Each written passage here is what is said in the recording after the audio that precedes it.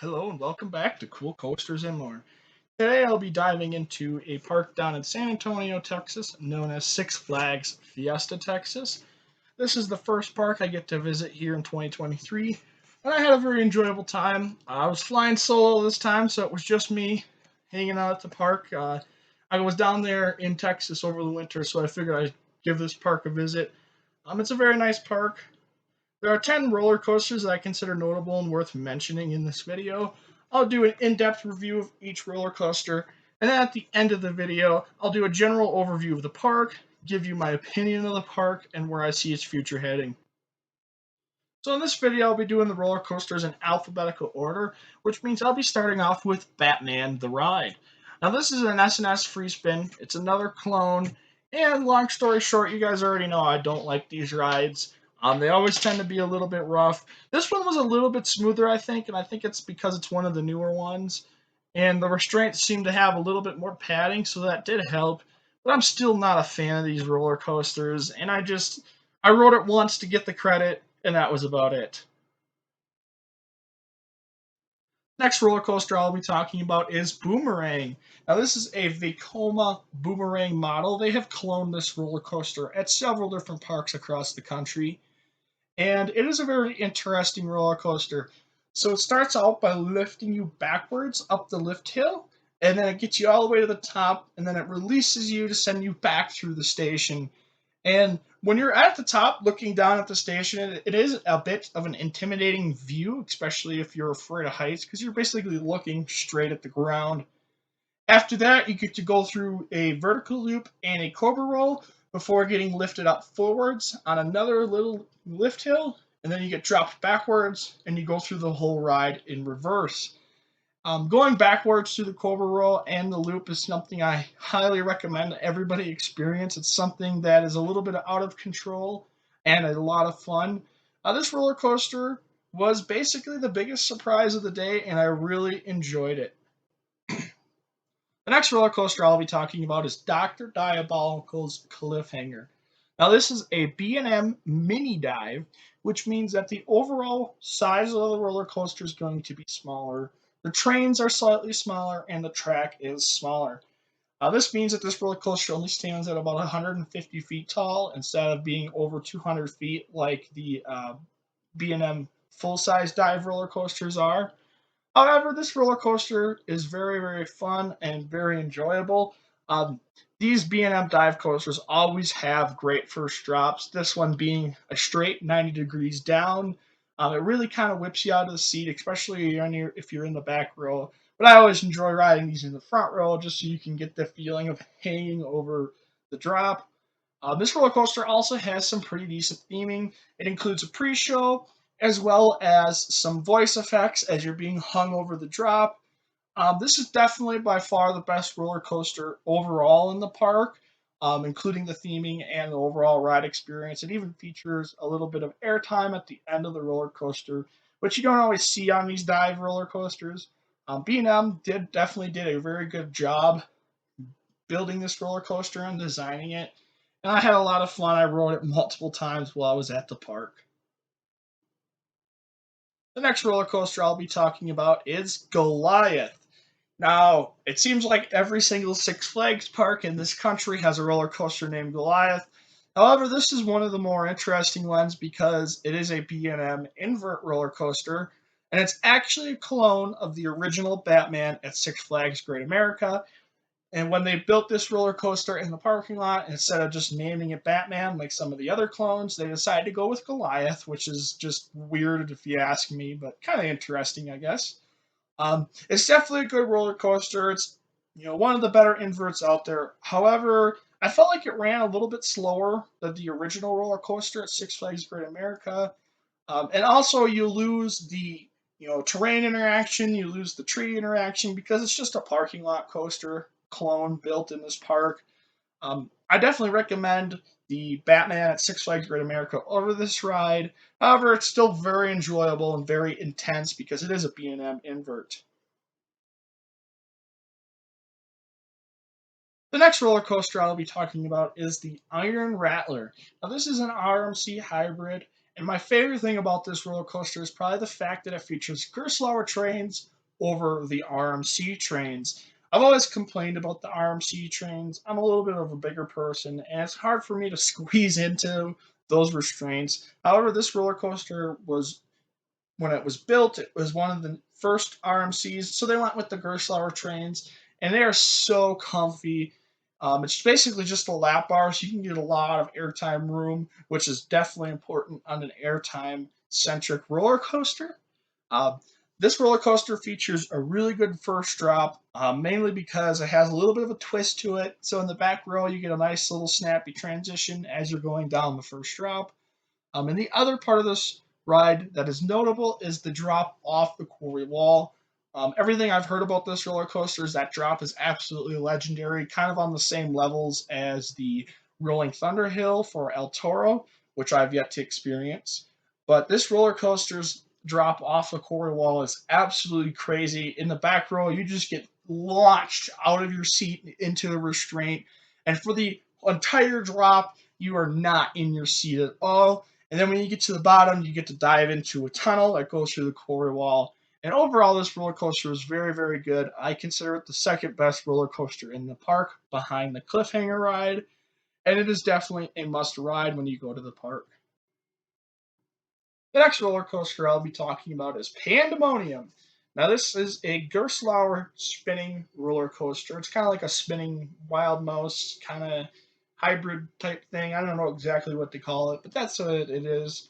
It's a lot of fun for everybody of all ages. It's not a crazy tall, intense roller coaster, so even kids can ride this. However, I got to ride it by myself, which means when I got in the train, all of the weight was on one side of the train, and this means I got like a crazy amount of spins. In fact, when I pulled into the final brakes, I was still spinning around really fast. And if I would have rode it a second time, I probably would have gotten sick. I had a lot of fun. And it was a very enjoyable experience. I'm sure if they actually, balance the trains out like they're supposed to, you don't spin like that. But it is still a great time. And it's fun for everybody that gets to go visit the park. The next roller coaster I'll be talking about is a personal favorite of mine, and it is Poltergeist. Now, this is a premier launch coaster, and it is a clone of the Flight of Fear rides at Kings Island and Kings Dominion. However, this roller coaster, other than the launch, is completely outdoors. It definitely has a lot of good theming. They redid this entire station area in Q Line recently, and they put in a graveyard, and there's a car that honks at you sometimes.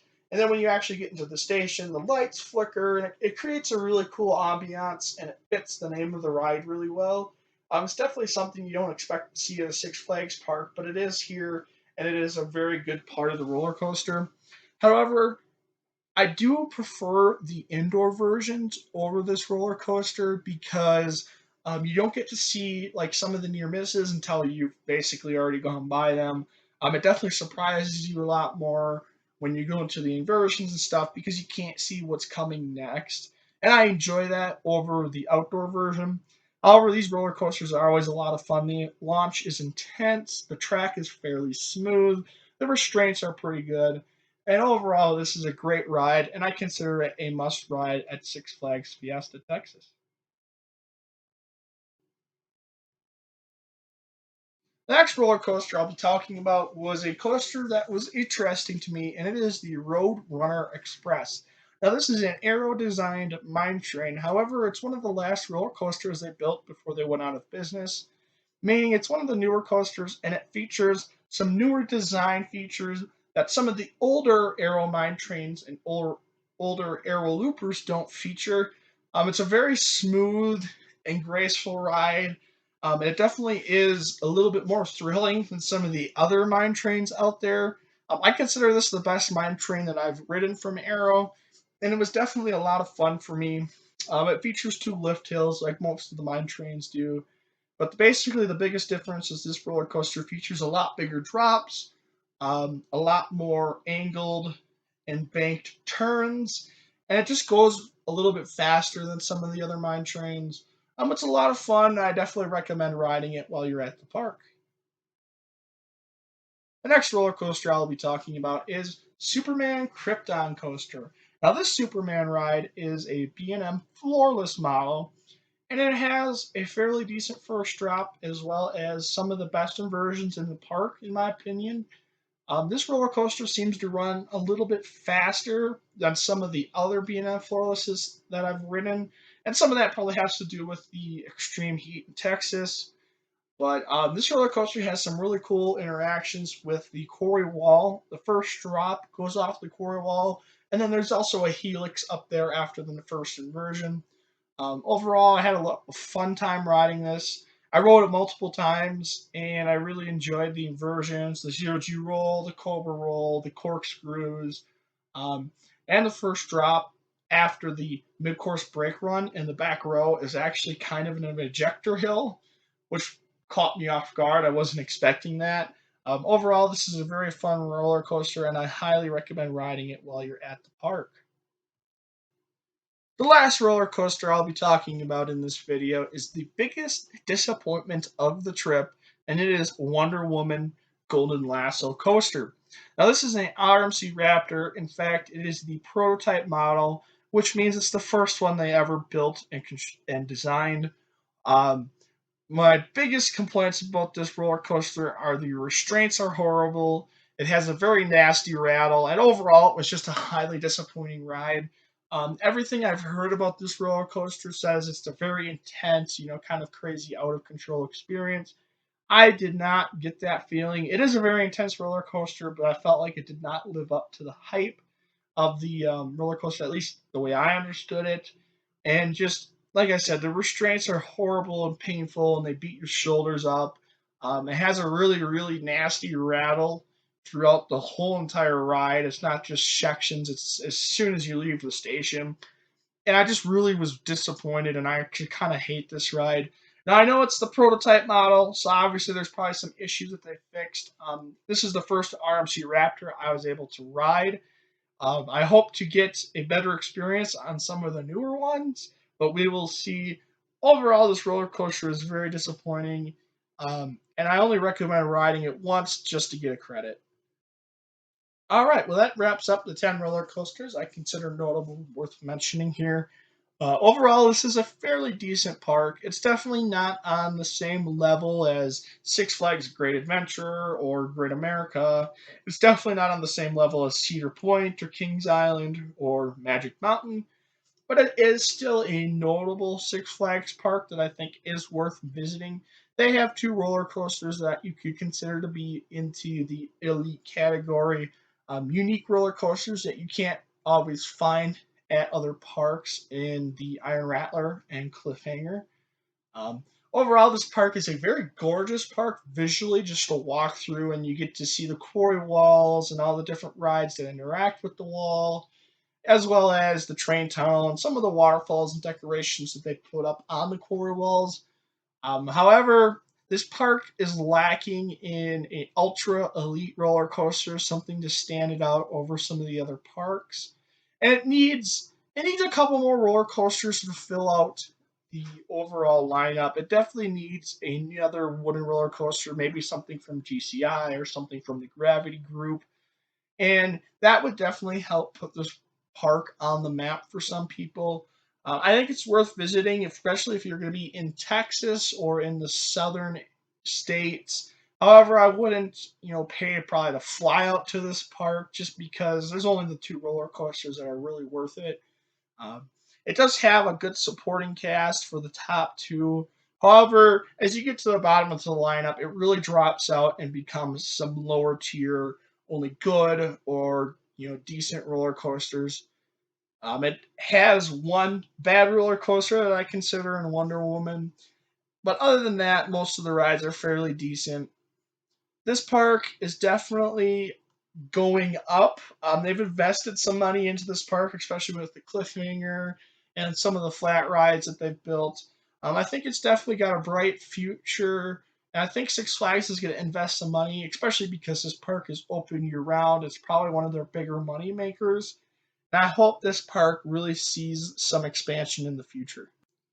And that wraps up my overall opinion of Six Flags Fiesta Texas. Now, I'd like to take the moment and announce that I'm finally going to make it out to Six Flags Great Adventure, which is a very exciting thing for me. I'm flying out there later this month, which means I'll finally get to ride a bucket list roller coaster for mine, El Toro. I also found out that King Naka is going to be reopened, which means I also get to ride the world's tallest roller coaster for the first time. This is a huge thing for me. It's also El Toro is going to be my 100th roller coaster credit. So I plan on putting out a video specifically on El Toro, a breakdown and in-depth review of the ride, as well as celebrating my 100th roller coaster credit. And then I also plan on doing a breakdown of Six Flags Great Adventure as a whole, the entire park. It's going to be a lot of fun. It's going to be an enjoyable trip, and I'm super, super excited about it. I'd also like to take the time and thank you guys for watching this video all the way to the end. All of the views that I can get are greatly appreciated. And if you guys enjoy this content, let me know, comment, subscribe, and I'll definitely keep making these videos. And finally, I hope you guys all have a great day.